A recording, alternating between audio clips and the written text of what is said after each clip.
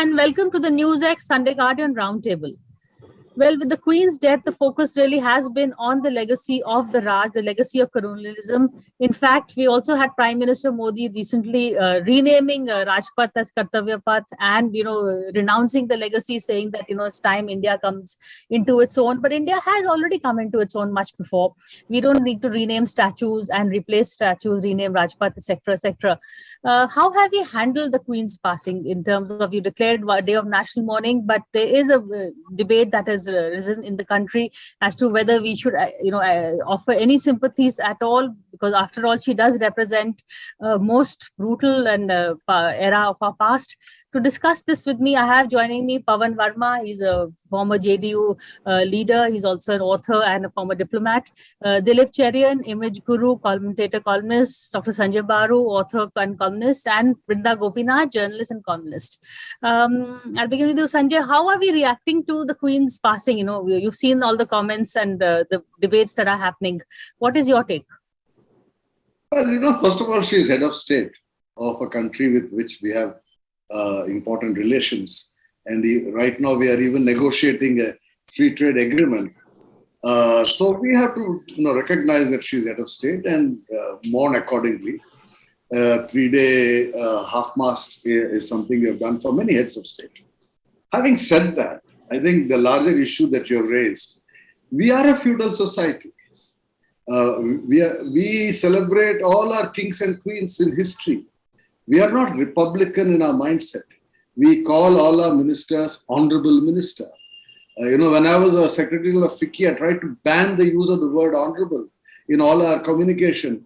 But lots of businessmen said, no, that will upset the ministers. And I find routinely everybody in the media, many media events I go to, senior media people referring to ministers as honorable minister. You look at the chair for a minister on a dais, the chair for a prime minister, the chair given to a governor. We have elevated chairs, cushioned chairs. These are all feudal legacies. We are a feudal society. And therefore, for most people, I think, the commemoration of the death of a queen is not such an out of place thing. You are talking about colonial legacy.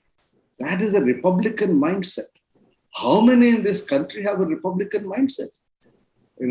This is, I've written a book called India's Power Elite. India's power elite are all migrating. The rich of this country have seceded. Everybody you can think of has a son or daughter or the son-in-law, daughter-in-law living in outside India, in the Anglophone countries, America, Australia, Britain, so the elite have seceded. And we take great pride in the fact that there are so many Indians in the UK, in the US. So what is so bizarre about this? What should have been a bizarre event? Thank you. Pawan, your first thoughts on the bizarre event? No, it's like this. You have to see it on several planes. First of all, I think India was exceptionally magnanimous after it gained independence from the British in accepting that post 1947, largely we would forgive Britain for its 200 years of exploitation and oppression and forge ties as an independent nation with Britain on the basis of friendship and cooperation. I say this because you have to try and avoid being a prisoner of the past. And you will see that even countries like Vietnam and America, it's atrocities in Vietnam, and yet Vietnam's major partner is America. So that's a pragmatic approach, and we took it. The second thing is that we need to reclaim our own cultural legacy by erasing the colonial legacy to some extent. Colonization's greatest success is not your physical subjugation, but the colonization of the mind. And certain actions which you take represent your conscious decision to be rid of that colonial colonization. For instance, the statue of the British King Emperor under the canopy at the end of what is now called Kartavya Path, earlier Rajpath. I think it's appropriate to remove it. That is not a protest necessarily against the British head of state, but it's about a country newly independent, resurrecting and reclaiming its own history. The third aspect of this is that the Queen visited India, Queen Elizabeth II visited India 3 times. And I recall I was very young, 1961, when she came. There was a mass response because I think largely people were drawn to, as Sanjay said, the royalty, the pageantry, the celebration, the monarchy. And I think the ties between India and Britain were such that we welcomed the Queen. But at the fourth level, I do believe that if you wish to once again assuage Indian feelings for the dollar 45 trillion pounds looted from India in 200 years, and for many other atrocities, the Bengal famine, exploitation, etc. I think the Queen erred in 1997 when she visited the Jallianwala Bagh and did not render an apology for that atrocity. If I was there in the British Foreign Office, I would have advised nothing is lost, it's part of history. Here is the largest country in the Commonwealth, and there was random killing of a high magnitude. So many years after the event, it's appropriate to apologize. And the second thing I believe that Britain can do as a response to Indian magnanimity after 1947 is to return the Kohinoor diamond. On that note, I think Pavan, you have touched a chord. But Dilip,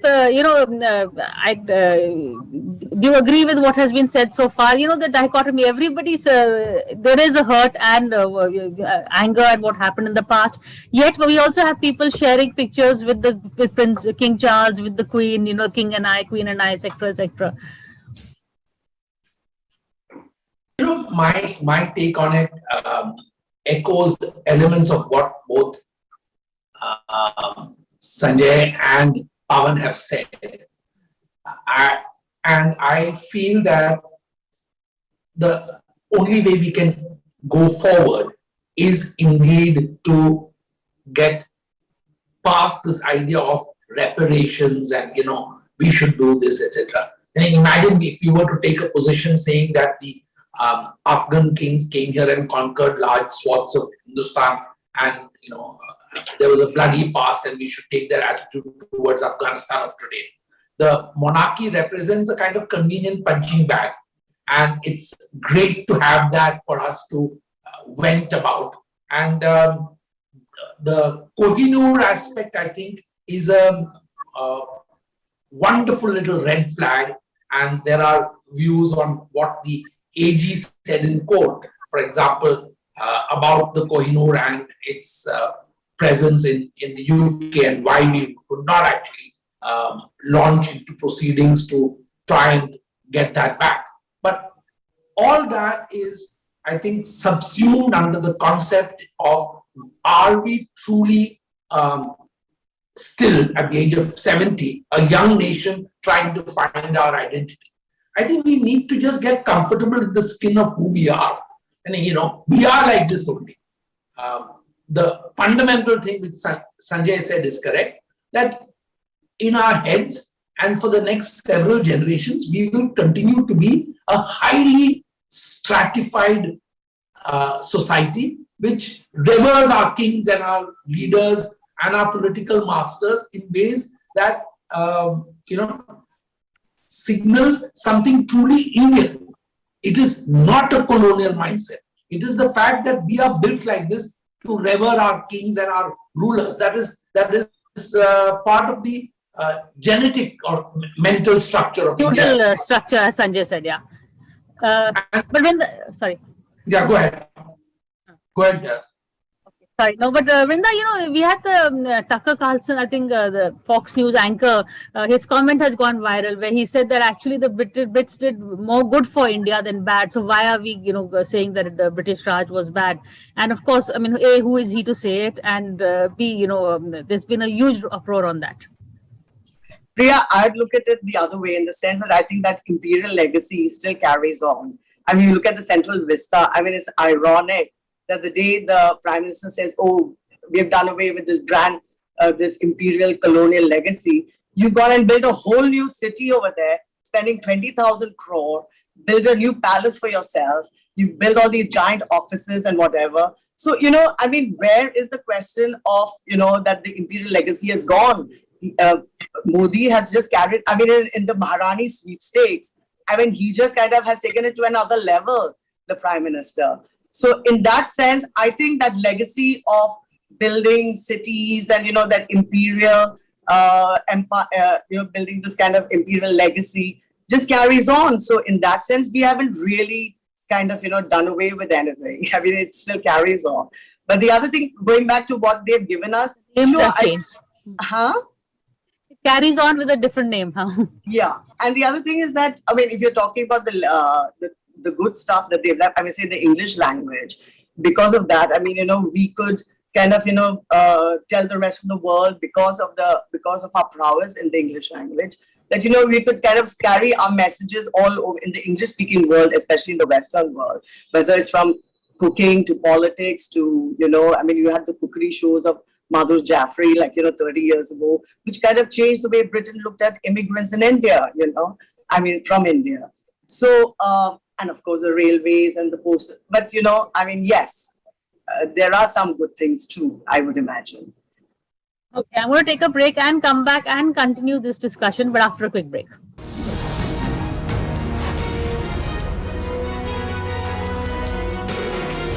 Hello and welcome back. Today we are discussing on the roundtable, we are discussing the legacy of a colonial past, and have we actually now, it is time to actually move on and not look back. Dr. Baruch, would there be ever such a time where we will not be defining ourselves with the past?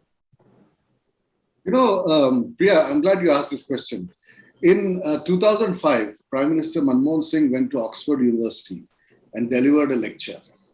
And we discussed that lecture in great detail before it was written. The Foreign Office at that time, Shyam Saran was Foreign Secretary, did not approve of the Prime Minister saying that there were good things and bad things about British rule. But Dr. Manmohan Singh asserted, look, I mean, I'm a beneficiary of a scholarship. I went to Oxford, I went to Cambridge during the British period. So, Indians there is a good and the bad of the empire. And I think now, I'm talking of 2005. So he was saying now about 55 years after independence, we should have the self-confidence as a nation to say that there were both positives and negatives. And certainly, the English language and the IT and the whole globalization of the Indian elite, which I keep talking about, is all made possible by our access to this global system. What is very interesting, if you read that speech, the left and the right, the Communist Party and the BJP attacked Manmohan Singh for that speech. And there was big hullabaloo. And the Congress Party refused to defend him in public. So, people have forgotten that. There was a huge hullabaloo. And all that Dr. Singh did was actually to quote Mahatma Gandhi. Mahatma Gandhi was once asked in London whether India would like to completely delink itself from the British Empire. And Gandhiji's answer was, yes, from the empire, but not from Britain, because we have so much benefit we have secured from access to science and technology and industry, etc., and India needs to learn from the world. I think that was a mature attitude of Gandhiji, and that was the message of Manmohan. And yet politically he was attacked. And I'm pretty sure if today even Modi says something like that, he would also be attacked. Because publicly we have this hypocritical stance of not acknowledging our dependence on the West. And the kind of things we seek from the West, while at the same time appearing in an ultra-nationalistic reaction. I mean, Shashi Tharoor made some ridiculous statement about all of this. While he's the biggest beneficiary of access to the English language and international education in the West. So we have this hypocritical dualism in our attitude towards English and the Western world. And that comes through in this attitude to the Queen and the celebration, I mean, not the commemoration of her death. Hypocritic dualism, I like that word, Pavan. Can you dwell a bit more on that? Oh, frankly, Priya, I'm a little appalled that we are sitting here discussing in English and in one sense trying to condone or justify the British occupation of India by force and for 200 years. I mean, of course, and let's not be children, there would be transitional benefits, the railway lines, the post office, and so on and so forth. But we don't have any yardstick to know what we could have done on our own if the British were not here either. And secondly, if you draw even the most elementary balance sheet, British rule was disastrous for India. And in retrospect, we can be accommodating, generous, magnanimous, and say, no, there were some benefits also. But that is the revisionist history British historians are writing, where in order to eliminate the sense of guilt for an imperial past, they are saying the empire was good for the entire world, which you don't need to subscribe to. And let me say to you, yes, English, as Vrinda said, is something that we benefited from. I actually mourn the loss of respect for our own languages in deference to a badly spoken English, which is what India has become, a nation of English people who are adrift from their mother tongue and can never speak English as if it was their own language. It's a small anglicized elite who inherited powers from the British and can sit then or now looking back and saying that, there was so much that was redeemable in British rule. That anglicized elite perpetuated its power by the privileging of English, which was their sole strength. People were selected for jobs or dismissed by the fluency and nuance of the way they spoke English. A whole talent catchment area was neglected. So let's not go into trying to find alibis for British rule. As far as we are concerned, I think we took the moral high ground, and I entirely agree with what Gandhiji said. We are against the empire, but naturally, after independence, we will have relations with Britain in our own interest and in mutual self-interest. That's another approach. But to say that, our mindset is to worship monarchy, yeah, we could be feudal. We have our own monarchs. That's true. If we've been kind to the British, and there is a certain fascination about the Queen and their life, and it's not only in India, it's worldwide about who's having an affair with whom, who's separating, what's the gossip, serials have been made, we also watch them.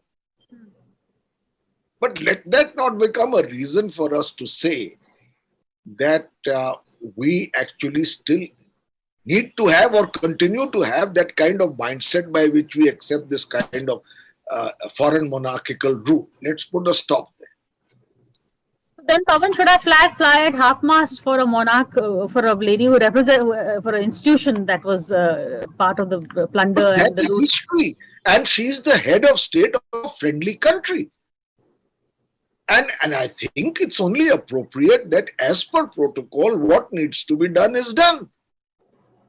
I mean, we are not petulant in terms of cutting our own nose to spite our face. I mean, there's Britain, there's us. Both countries have accepted each other as sovereign countries. They do business together, trade together. So many Indians live in Britain. But this argument that because we have been beneficiaries of British rule, because we speak English, what right do we have to criticize what they did in India is a completely unsustainable argument. Not what right. I think the larger message that it should not be seen as all that was wrong. There were maybe tangential benefits. Maybe we don't know what opportunity lost, but there were some areas where we benefited. Or Dilip, is there, which side of the argument are you on? Only in favor of a kind of return to feudalism where we have our warlords fighting with each other, everybody talking some pigeon of their choice. I would like to see that kind of a future, because I think we are headed there quite fast.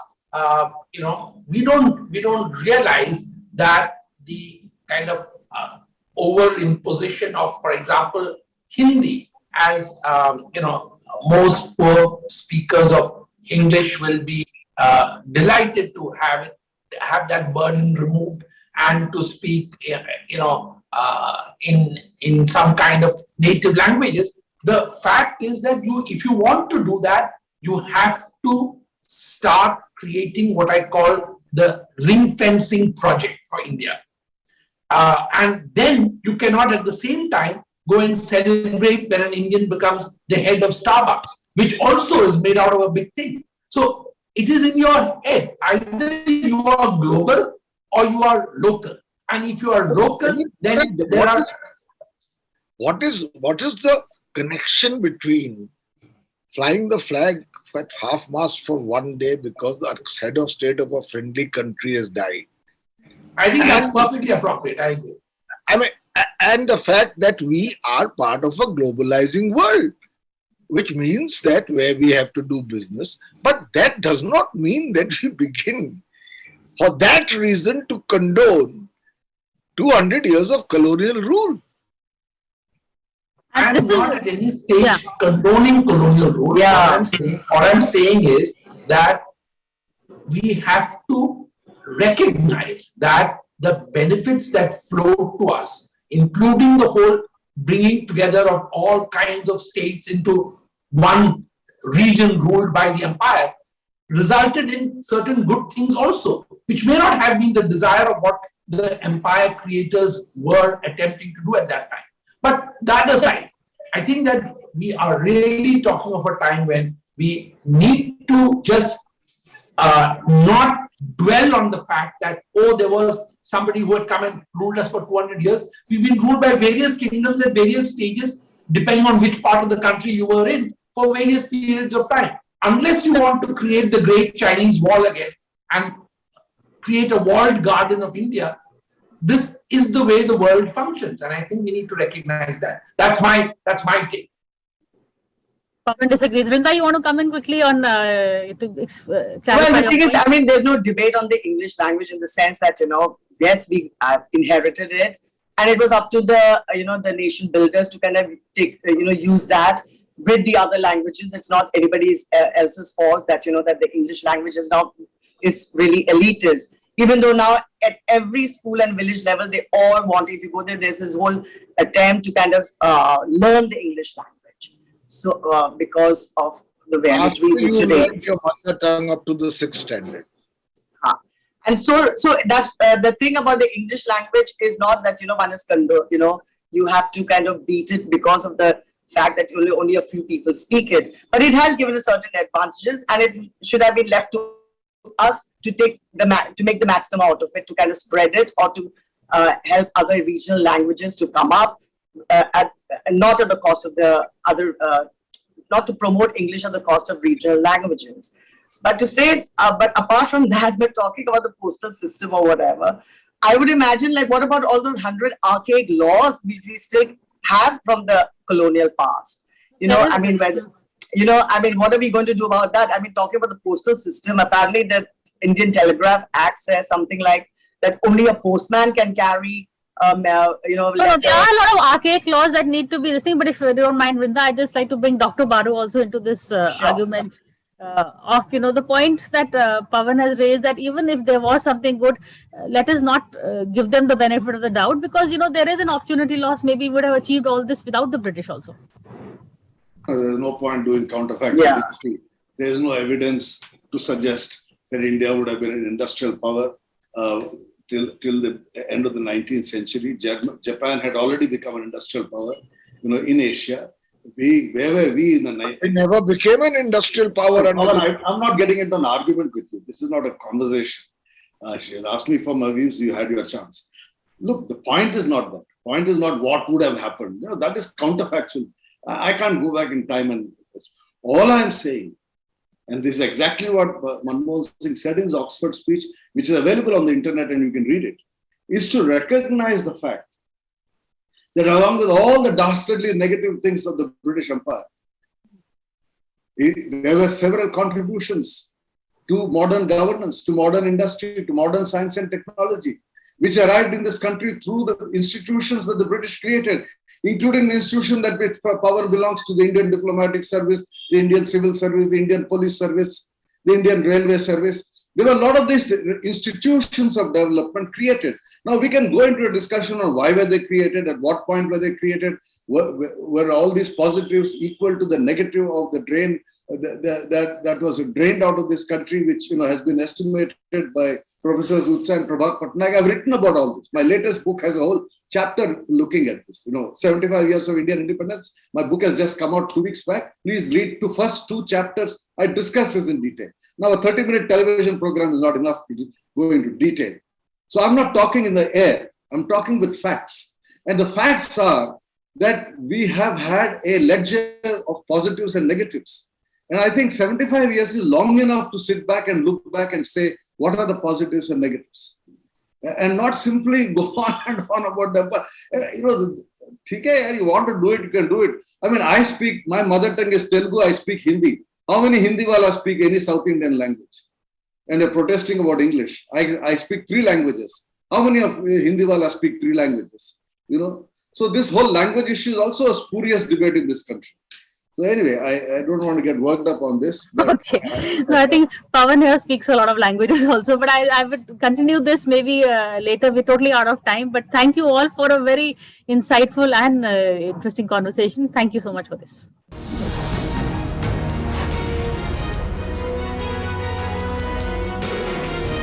For more such videos, subscribe to the NewsX YouTube channel, hit the bell icon.